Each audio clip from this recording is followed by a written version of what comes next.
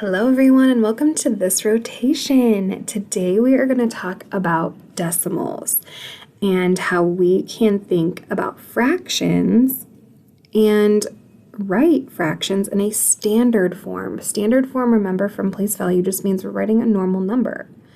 Well, we haven't really been able to write fractions that way because we didn't know that we could. And now we are learning about these two new place values that have always been there, but when we don't have them, we just don't show them. So we have this decimal point, and this decimal point, when we're talking about a number, means that after this decimal point, we have some numbers that are smaller than 1. They're pieces of 1. And so when we have whole numbers and we don't have a number that's in between two whole numbers, we don't need to write the decimal point or anything after it. That's why up until this point, we haven't needed these place values yet, because we haven't really talked about fractions and how to write them in this form. Until now. Now we are going to use the tenths place and the hundredths place to write our fractions in a different way, in standard form. So these places work just the same as the places that we already know about, our ones, our tens, our hundreds, our thousands, right? It works just the same way, except for they're on the other side of this decimal point, and that means that they are smaller than 1.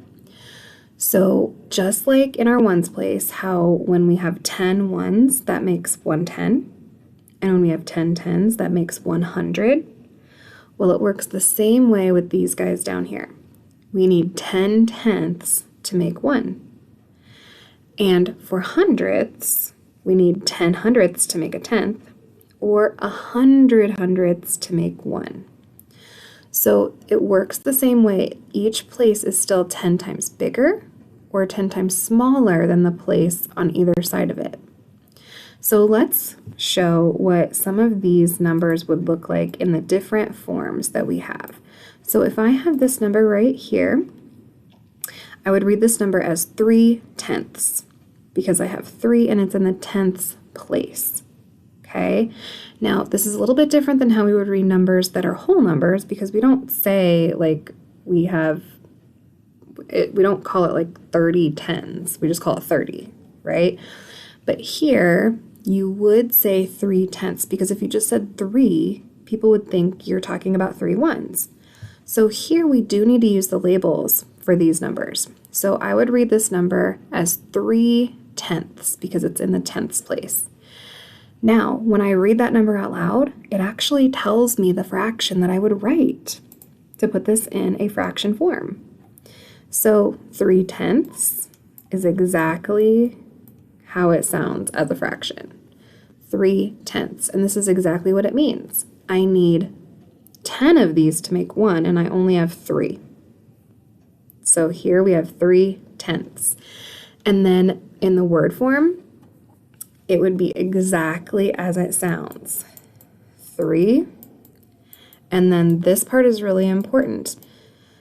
You have to make sure that when you're writing the word form, you add that TH on the end, because if you don't, then it just is 3 tens, and then we're talking about this place right here.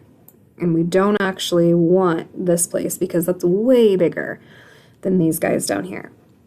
So that TH is really important to add on when we're talking about our word form. Now, if we want to model this out, we can use our base 10 blocks to do that, or you could just draw a picture of, a bar and split it up into 10 pieces if you wanted to, which we know that when we're drawing pictures and we have to split it up into a lot of pieces, it can get not super accurate, right?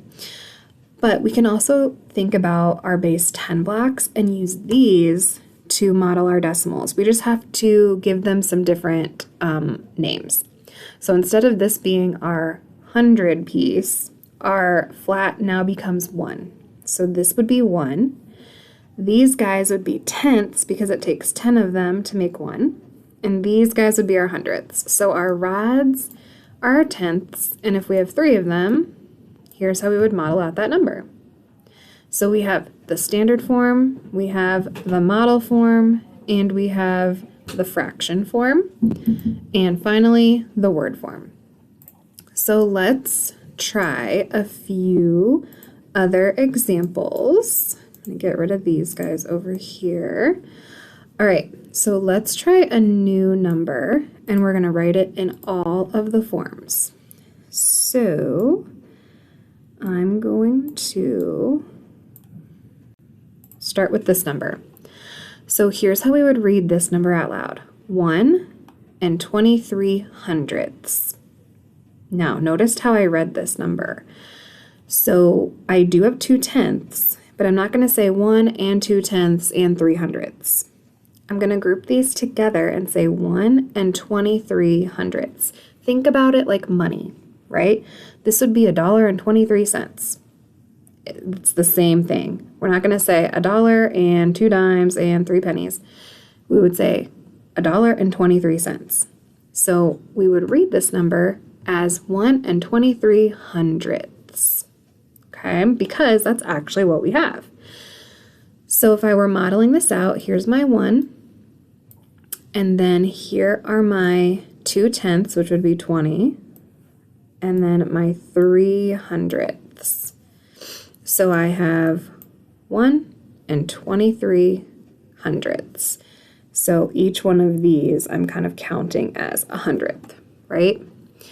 Okay, so then if we were to write this in a fraction form, which we would have a mixed number because we have a whole number here, right? It would be just like it sounds, 1/2300. And then if we were writing this in word form, it would be just like we said it out loud. 1/23. Sorry guys, it's really hard to write with this pen on my screen. And then don't forget, we need that TH.